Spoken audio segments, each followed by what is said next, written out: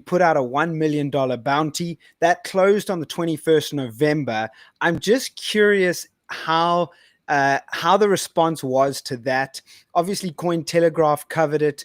It was big news in the industry. 21st of November is, 3 days ago. Did you have any satisfying applications, or is this something that's just too big to even attempt to beat?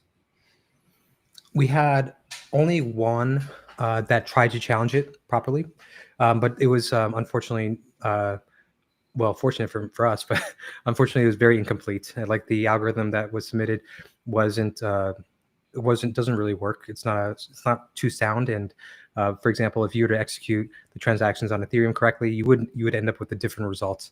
So it doesn't work, but nonetheless, it was a interesting, clever idea. But it's just in case this person's watching, thank you for your submission. We'll get back to you very soon. And actually, we're going to be talking about it internally tonight to see, hey,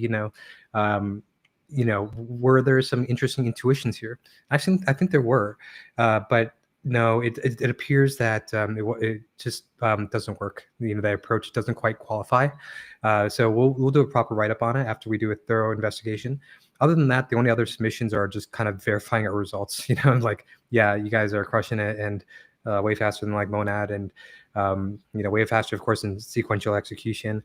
I mean, the thing is, when you kind of really get into it, these things are very there's kind of limits to what can be done. You kind of look at it and there's like, well, you have to understand if you kind of have to either take this approach for the algorithm or this approach. Maybe there's some others that we just have not thought of, and which I was a little bit, kind of curious to see if this submission had some more teeth, so to speak. And it was interesting intuition, but it doesn't quite work. It doesn't work at all, actually. So, but still, like basically when you're in this topic, and this is a topic that we studied and we worked on and researched for a year and a half. And so we looked at a lot of different approaches. I mean, we had a lot of internal debates. What about doing it this way, doing it that way? And there are these kind of limits, like they're kind of almost like physical limits, in terms of make sure that you execute things in a way that are, as efficient as possible. Basically, in our model, we kind of take a second, not even a second, like a millisecond, to scan the block for contention and conflicts, and we can map that out and create what's called a dependency graph, a DAG, a direct acyclic graph.